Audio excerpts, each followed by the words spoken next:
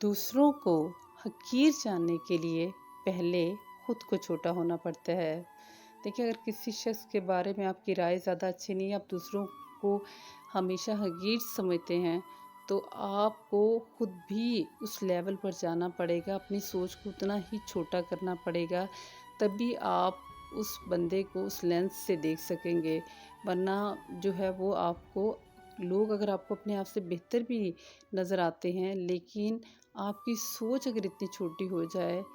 इतनी हकीर हो जाए, तो फिर क्या करने लग जाती है, वो सब कुछ हकीर ही साबित करने पर तुल जाती है। अक्सर ऐसे लोग जो होते हैं ना, वो हमेशा दूसरों की गलतियों को पॉइंट आउट करने में, और इवन के लोग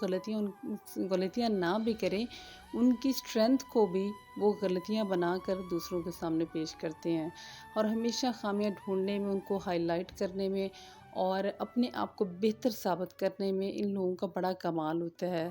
और इतनी ज़्यादा ये लोग नेगेटिव होते हैं कि अगर इनके साथ कोई पॉजिटिव शख्स बैठ जाए, तो उसको ये लोग बर्दाश्त नहीं करते। तो मसला ये होता है कि जो जब जब कोई शख्स इतनी चालाकियाँ कर रहा होता है, वो बुनियादी तौर पर तमाम तर अपने जो हालात व वाक़यात हैं, और जो उसके साथ रहने वाले लोग हैं, उनकी कैपेसिटी को भी किसी न किसी हद तक बहुत अच्छे तरीके जिससे वो जान चुका होता है। इसलिए फिर वो अपनी राह हमवार करने के लिए और अपने आप को बेहतर साबित करने के लिए ऐसे हथकंडे इस्तेमाल करता है, जिसमें ज़हानत और काबिलियत का इस्तेमाल नहीं होता, बल्कि हमेशा दूसरों को डिसरिस्पेक्ट करने का एलिमेंट ज़्यादा स्ट्रॉन्ग होता है।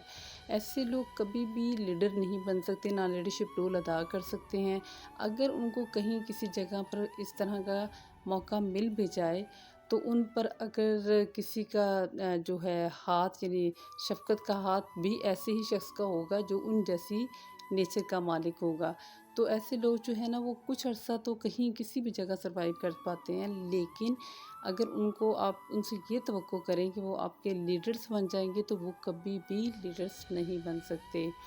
और ऐसे लोग जो होते हैं ना, बुनियादी तौर पर उनकी सेल्फ ग्रूमिंग रुक जाती है, वो अपने आप को अपनी ग्रूमिंग नहीं करते, क्योंकि वो